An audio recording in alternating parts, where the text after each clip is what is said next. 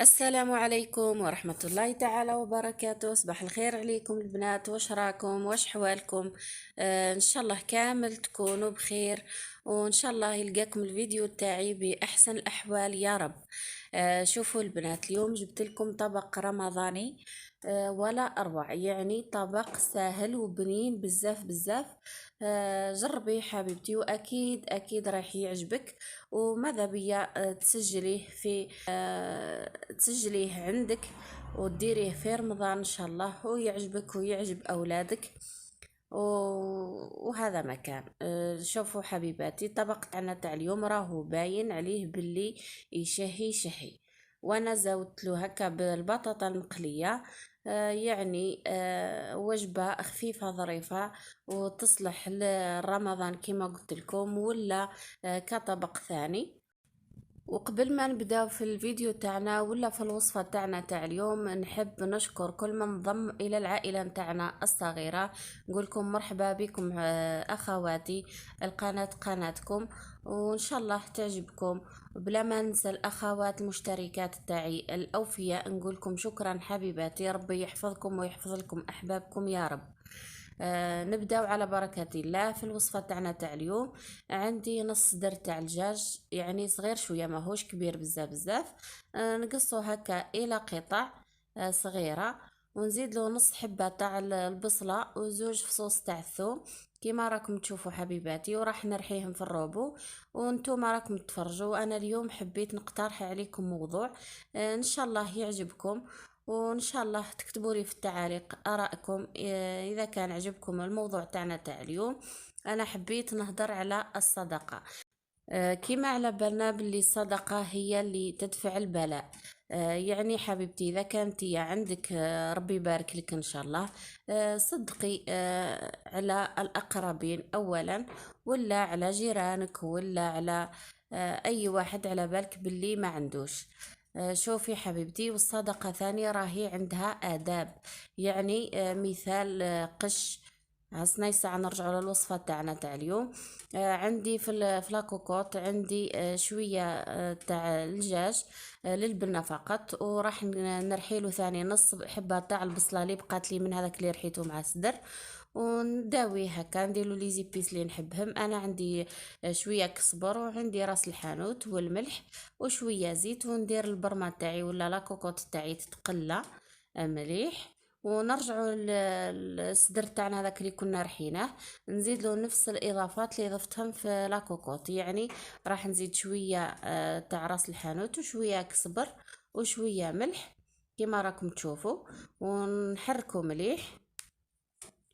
وكما قلت لكم حبيباتي، مثال اذا كان عندك تيا قش صغير على اولادك، ولا ما شريتي لولادك وعندك هذه زايدين ما يلبسوهمش ولادك، روحي مديهم لجارتك اللي على بالك باللي ما عندهاش، مدي لولادها.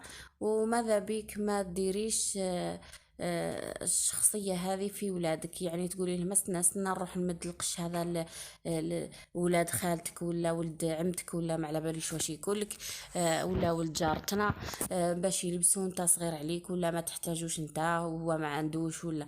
لا لا، لازم تصدقي بآداب. يعني ما تربيش الأفضلية هذه كلها، الأنانية في ولادك، تقولي لهم يعني تحسي ولادك باللي هما راهم خير من الناس هذوك اللي راح تعطي لهم هذاك القش ولا هذوك الحوايج اللي راح تعطيه لهم. لا لا حبيبتي. ولا ثاني كانت وحده قالت لي بنت وحده تعرفني تعطي لي القش، ومن بعد كي تلاقيني في المناسبات ولا في جماعة تقول لبنتي ولا تقول لولدي لبست قش ولتي قدام الناس هذوك. لا لا حبيبتي، هذا يعتبر باللي رياء، يعني حبيتي باللي الناس يعرفوا باللي راكي مديتي لهذاك الشخص المعني. لا لا لا لا، اذا كان راح تصدقي هكا من الافضل انك ما تصدقيش.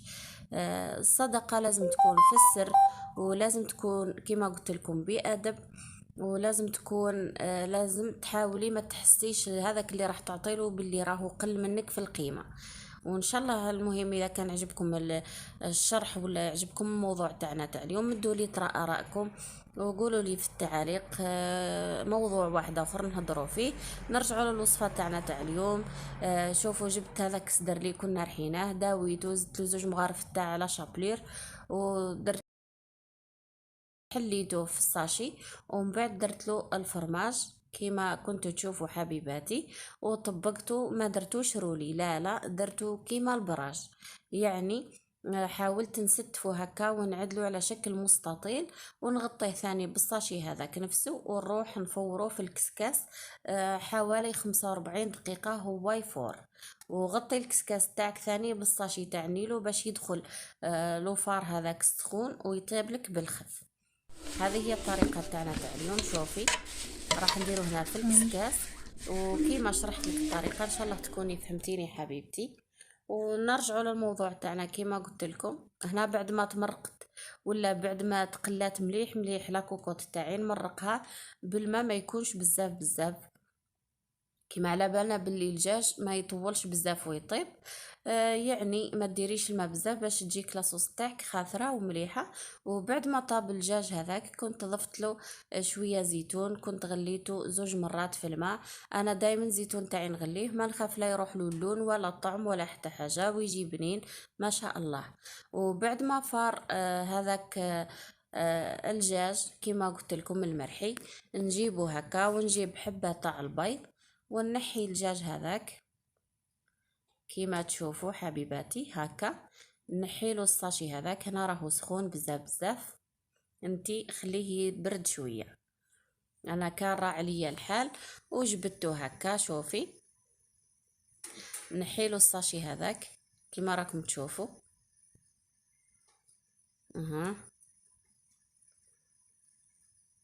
بهذه الطريقه. يعني كما قلت لك حبيبتي اذا كان مديتي لولد جارتك ولا ولد صاحبتك ولا الحوايج هذوك ما كان له تحرجيه قدام الناس وتحرجي الوالده تاعو.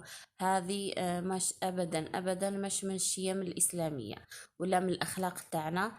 لا حبيتي تعطي لخوك ولا جارتك ولا خليها في السر وخلاص هكا تحتسبي الاجر عند ربي سبحانه وفي نفس الوقت ما تحرجيش الناس هذوك. شوفي الصدر تاعنا هكا كيما راكم تشوفوا درت له البيض هكا من الفوق بالشيتا فقط قاعد راهو سخون بزاف ما قدرتش نهزو ونديرو في العظمه ما لا قلت ندهنو هكا وخلاص وندردر عليه هكا لا شابلير كيما قلت لكم ونروح نقليه مباشره حتى ياخذ اللون اللي راني حاباته ونحيه. درك تشوفوا الطريقه معايا هكا راني نقلي فيه هنايا. صدقوني جاء المذاق تاعو ولا اروع وثاني الشكل جديد شويه موالفين نديروا الرولي هذاك. انا اليوم قلت ما نديرش الرولي نبدل الطريقه وان شاء الله تعجبكم حتى نتوما. شوفوا هنا انا راني حمرته بزاف. انت اذا كانت تحبي اللون يكون اقل من هذا نحيه قبل.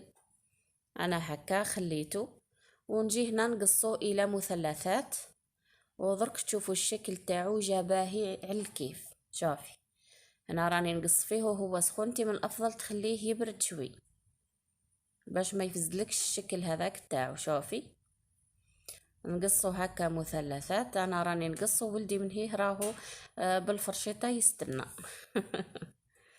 شوفي واسمحوا لي حبيباتي على الغياب تاعي كان عندي ولدي مريض شويه حكمته واحد السعله.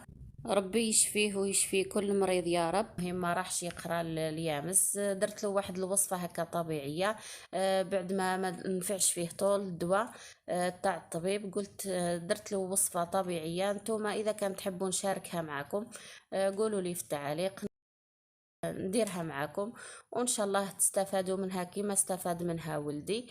وهي مليحه بزاف وطبيعيه يعني اذا كان ما نفعتش ماش راح تضر. وبعد ما قصيت الدجاج تاعي كما تلاحظوا هذوك الكريات درتهم لبنتي كما تعرفوا حبيباتي ما تاكلش الفرماج قلت نديرها هكا كويرات وفي الاخير كلات حتى من هذاك اللي فيه الفرماج. جربوا حبيباتي، هكا نتحايلوا شويه على ولادنا وخلاص. ما عندنا ما نديرو، ولادنا هذو هما. ربي يحفظهم وربي يشفي كل مريض ان شاء الله. وهنا كما قلت لكم راني نحط فيه هكا ونزين، وانتوما جربوه وردوا لي بالخبر كما قلت لكم. وهذا هو الطبق تاعنا تاع اليوم. واللي لحقت لاخر الفيديو ولا اللي لحقت معنا للحظه هذه، نقول لك شكرا حبيبتي على المشاهده تاعك. واذا كان راكي تشوفي في الفيديو لاول مره، ديري لي جيم باش يطلع الفيديو تاعنا ويوصل لاكبر عدد من الاخوات، ويجربوا الوصفه تاعنا ويعتمدوها. وفي الاخير ما بقى لي غير نقول لكم انتهلاو في رواحكم وسلام.